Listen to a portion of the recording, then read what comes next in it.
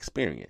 I see my Equifax and TransUnion all the time because I use Credit Karma, and you can get both on there.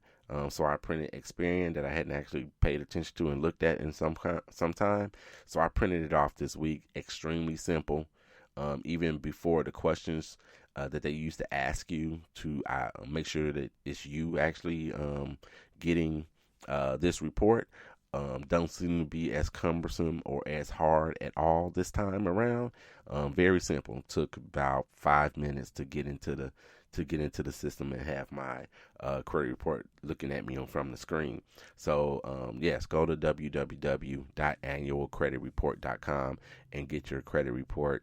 Print all three, or get all three if you want. Just get one, whatever you have time for. I printed mine, 34 pages. Yeah, it was 34 pages long. So I've had a bunch of credit over the years, apparently. So yeah, it was 34 pages long. So just know, if you don't have ink, get you some ink if you're going to print it off. I couldn't save it for like a PDF or whatever.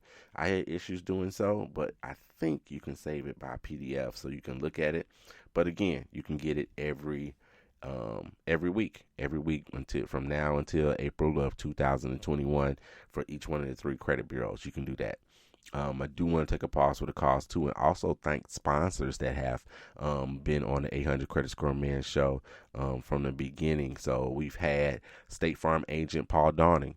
He was a sponsor of the show, the entire show. We've had Q's a Cupcake, who has been part of the show, is back part of the show.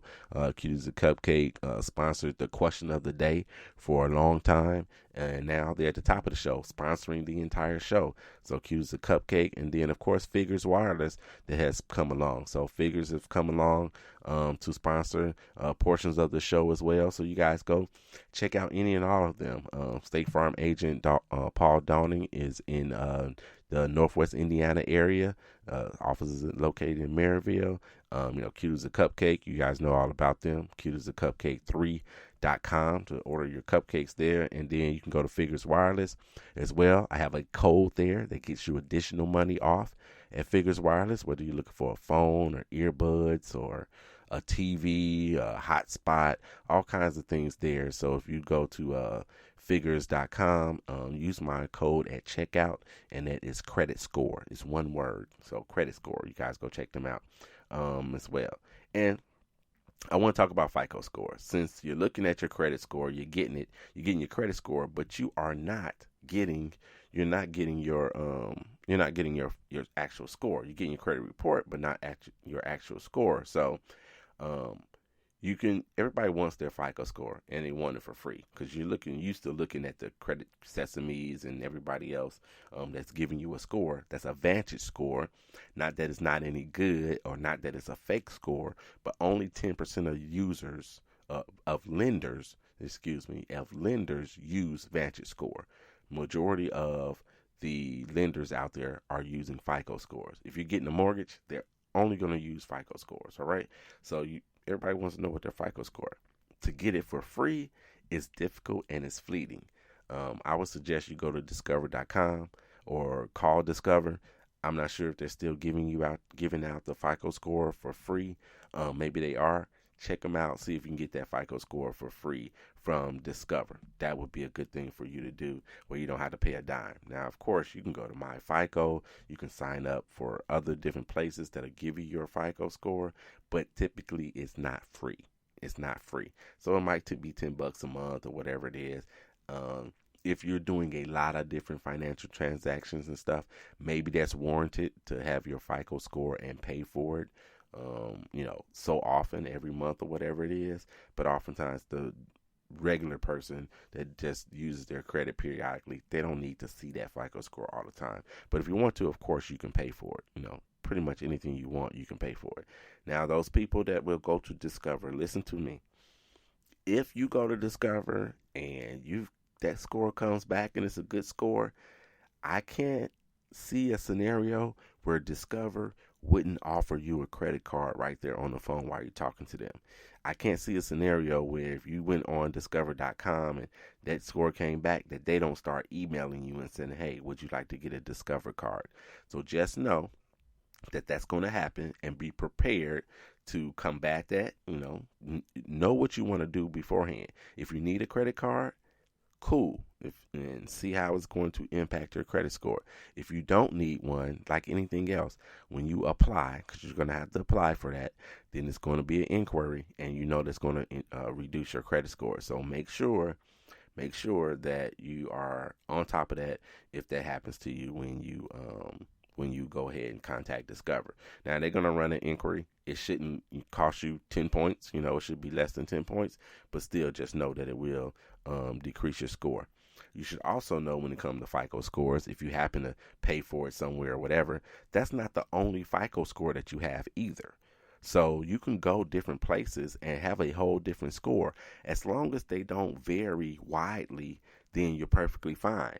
But industries have their own specific scores. They have their own scores. So when you're talking about the auto industry, you go to buy a car, they have their own score. It's not going to be the same as the mortgage guy that gave you your score. The mortgage industry has their own specific score. They're looking for specific things and weighting things a little bit differently. Same thing even with credit cards. Did you know, and I'm going to throw this out here, this might be a tip that you didn't know, credit cards have their own as well, and the credit card score actually runs from 250 to 900 versus typical running from 300 to 850. Credit card scores run from 250 to 900. So yes, there is a difference in there, and you've got hundreds of different scores depending on where you go and things of that nature. So you just need to be aware of that, and I hope that's a tip that maybe you didn't know and you stuck in here today, so you got that tip in here. So make sure you keep a hand of that. Now, last thing before y'all let you guys go. First of all, if I don't want to forget, thank you so very much for listening to the 800 Credit Score Man Show. You guys have no idea how much I appreciate it. Every time I get an email, sometimes people just email me or text me and say thank you, and that's it. They don't even ask a question or anything. I have to ask them, do you have a question? Like, nope, I don't have a question. I just want to say thanks for the information and whatnot. So I want to say thank you. We're all family here. This is the 800 Credit Score Man Show. Thanks for joining. Also, I did not mention the Facebook group, Credit Score Comeback. Get in there, join Credit Score Comeback, ask questions there, post things about credit in there and whatnot. Anytime that you want to. It's a Facebook group, right? It's running 24/7. I answer questions there. Other people answer questions there. Sometimes there's good discussions. Sometimes we go a week and nobody says anything on the Credit Score Comeback, but it's very much worth joining. Credit Score Comeback, check that out. So, question of the day. So typically this is in the middle of the show, but this is going to be at the end of the show. Question of the day came from a bunch of people. So last couple of weeks I talked about authorized users. One of the people that said, hey man, you talk about authorized users a lot. I do, because it's one of the best things that you can do for your credit, especially when your credit is low. So not only that person, but several people asked questions about authorized users. So the main question was, how long should I stay on as an authorized user? So my answer is this: as long as you can. So once your credit gets to where it needs to be, you get to 750, you get to 775, you get to 810, you could probably get off the authorized user. You've done a lot of things in between to help maintain your credit score. You've done a lot of things, so maybe you can come off of that authorized user. It's not something you want to do to get on, jump off in 6 months, unless, here's the caveat, unless you're trying to, let's say, buy a home or something of that nature. It's the reason you're getting the authorized user, because it's going to help your credit score and whatnot. You bought your home in 4 months after that, after it all took place and your credit score jumped, and then you bought your home and, you're perfectly fine. You bought your home, you financed your washer and your dryer, you got a new stove or whatever it is you were trying to do. Now, if you want to get off of the authorized user, you can go ahead and get off the authorized user.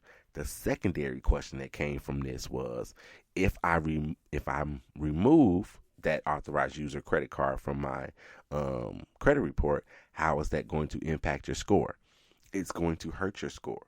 So like anything else, any other, I say, don't close credit cards, even if you pay them off and things of that nature. Like anything else, if you remove that very good, very positive account from your credit report, whether you do it, and sometimes things fall off of your credit report. They fall off after a few years. They'll fall off after 10 years, right? If it falls off of your credit report, then you're no longer going to get the benefit of it, and that's going to drop your credit score. So it is going to impact your score once you come off of it. But like I just previously said, if you've done all the things that you needed to do, at least at this point, you can come off of that particular card, and you should come off that card if and when it has any kind of issues, any negative issue at all, whether it's a missed payment for sure. You need to call and say, hey, take me up off of this. And also if it's, if they max it out, it's $1,000 limit, and now, you went from a $90 balance to a $990 balance. It's possible that you want to get off. I mean, of course, talk to the person first. Maybe they used it for the one time. They plan to paying it off the next month or what have you, and paying it down or whatnot. That would be positive for you if that happens. But you just need to make sure that you stay aware of what's going on with that. So look, that's the show, you guys. Again, thank you so much for riding with me for so long. Thank you for the old listeners. Thank you for the new listeners and everybody in between. I truly, truly appreciate it. Share the show. Share the show with your friends and your family. This might not be the best show to share because not a lot of credit information, especially since I talked for 30 minutes about myself and how the whole show came along. This might not be the best one, but next week, come back and check us out next week. And don't forget, contact me, even if you want to contact me on Twitter or Facebook or wherever. I'm 800 Credit Score Man on Facebook. On Instagram, I'm 800 Credit Score Man. On Twitter, I'm at Credit Score _man on Twitter. Text me 312-600-5855. Let me know what you think about the intro song and whatnot. And what else? How else? 800 at Credit Score Man. Email me. Let me know what you thought about the show. Let me know what you think about the intro song. But you know how I got to do before I get out of here. Kobe, Cameron, and Carter, I love you, and there's nothing you can do about it. I'm out.